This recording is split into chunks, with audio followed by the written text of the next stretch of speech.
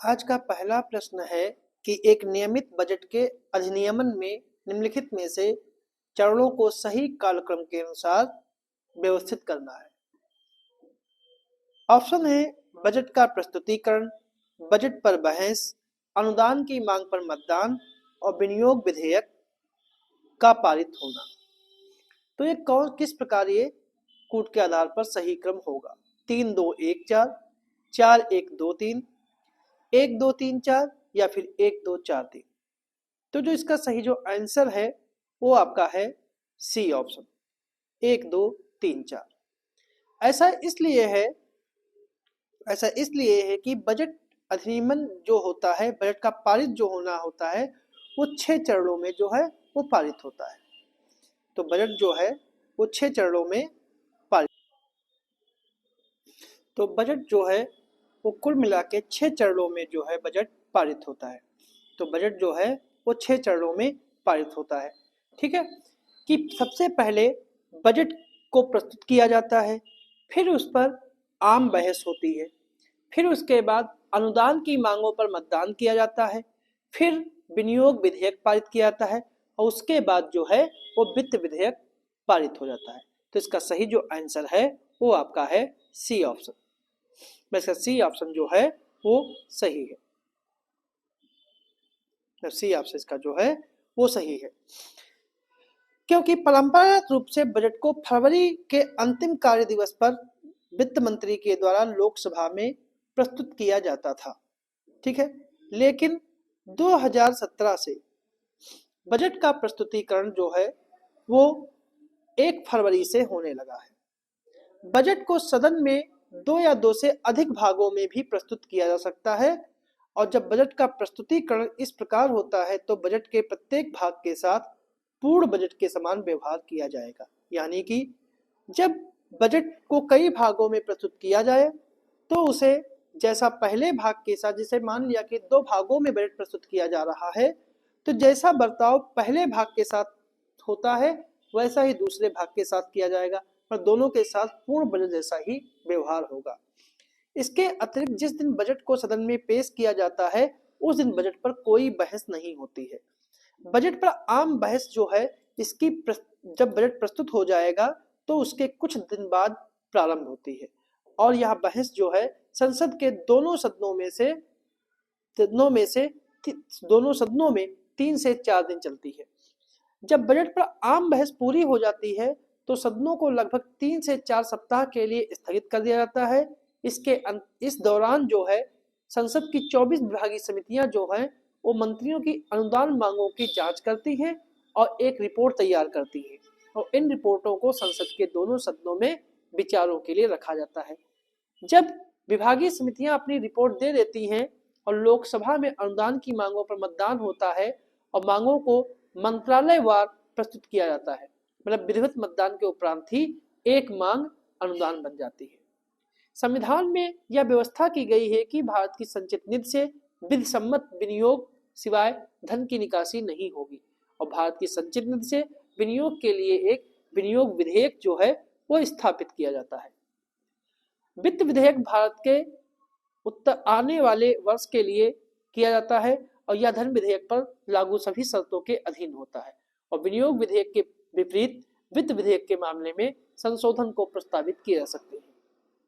1931 के अंगृहित कर संग्रहण अधिनियम 1931 के अनुसार वित्त विधेयक को 75 दिनों के भीतर अधिनियमित किया जाना चाहिए और वित्त विधेयक बजट के आय पक्ष को विधिक मान्यता प्रदान करता है और बजट की अधिनियमन की प्रक्रिया को पूरा करता है। इसलिए इसका सी ऑप्शन जो सही है, मतलब जो 1, 2, 3 और 4, ठीक है, इसलिए इसका सी ऑप्शन जो है वो सही है।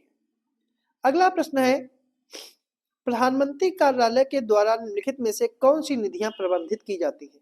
मतलब प्रधानमंत्री कार्यालय के द्वारा कौन सी निधियां प्रबंधित की जाती है?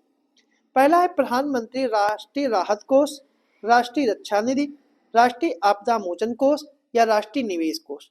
तो इनमें कूट के आधार पर कौन सा कथन जो है सही है? 1 और 2, 3 और 4, 1, 2 या फिर 1, 2, 3, 4। तो कौन सा जो है वो सही सुमेलित है, कौन सा जो सही है? तो जो इसका सही जो आंसर है वो आपका सही आंसर जो है वो आपका है सी ऑप्शन, कि इसका सी ऑप्शन सही है। 1 और 2 जो है वो प्रधानमंत्री के कार्यालय के अधीन होती है। प्रधानमंत्री कार्यालय यानी पीएमओ एक गैर संवैधानिक और गैर संवैधिक निकाय है जो प्रधानमंत्री को उनकी भूमिका, कार्यों और उत्तरदायित्वों के निर्वहन में सचिव स्तर के अधिकारी सहायता प्रदान करते हैं। इसे भारत सरकार नियम 1961 के तहत एक विभाग का दर्जा प्रदान किया गया है और इसकी अध्यक्षता प्रधानमंत्री के प्रधान सचिव के द्वारा की जाती है।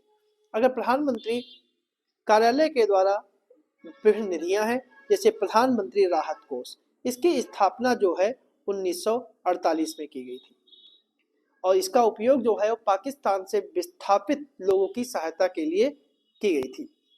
राष्ट्रीय रक्षा निधि जो है ये भी प्रधानमंत्री कार्यालय के अधीन होती है और प्रधानमंत्री नागरिक सहायता कोष या राहत कोष, जिसे हम पीएम केयर्स फंड कहते हैं, यह भी प्रधानमंत्री कार्यालय की निधि होती है।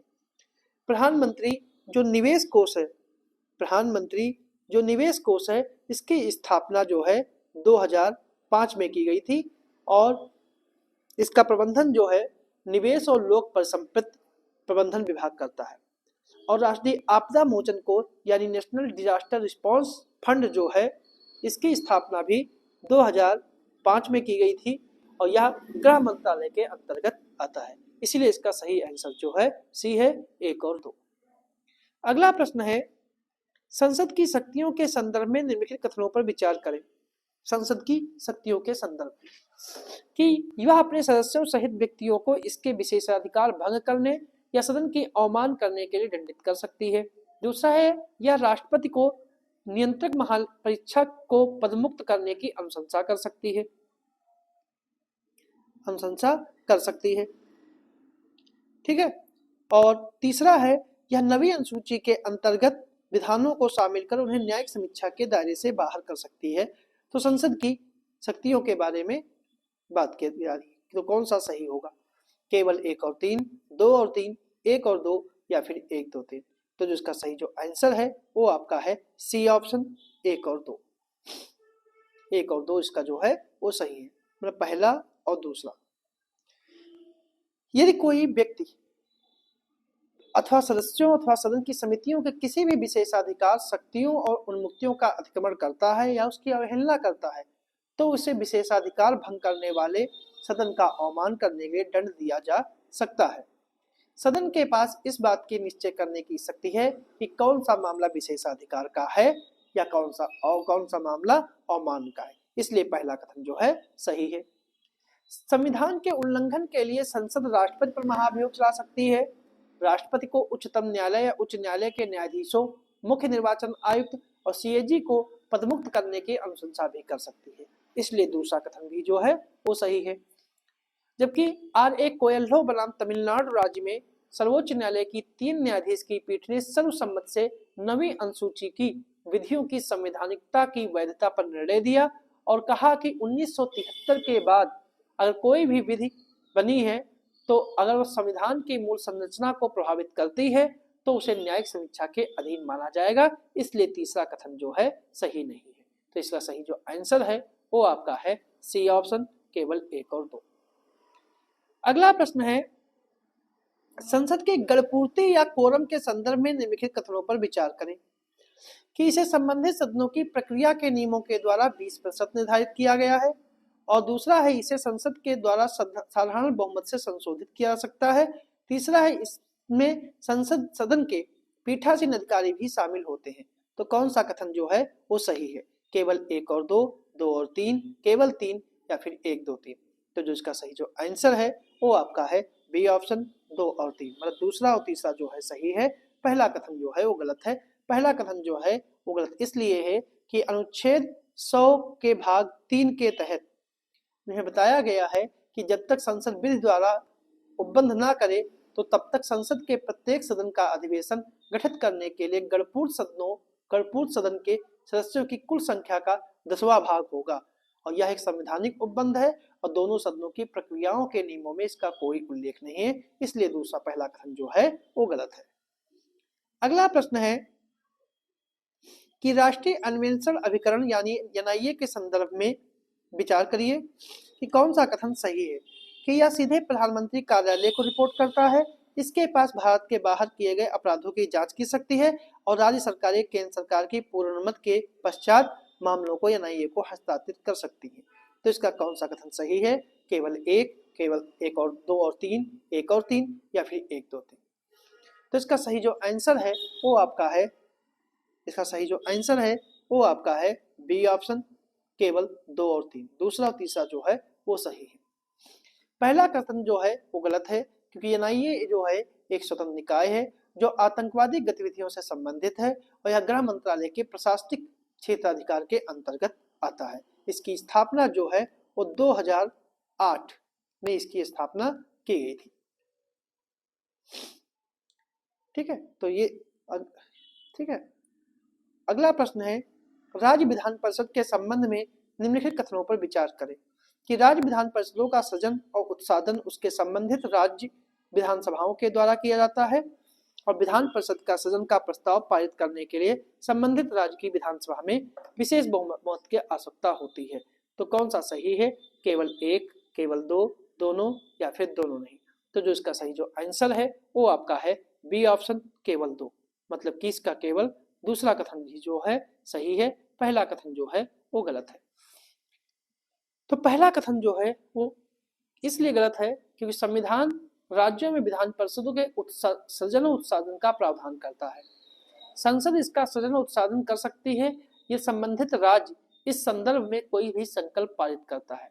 भारतीय संविधान के अनुच्छेद 169 के अंतर्गत संसद किसी भी राज्य में राज्य परिषद को बना सकती है और उसे हटा भी सकती है यदि उस राज्य की विधानसभा विशेष बहुमत से इस आशय का संकल्प पारित करती है। तो इसलिए पहला कथन जो है वो सही नहीं है और दूसरा कथन जो है वो पूर्णतया सही है।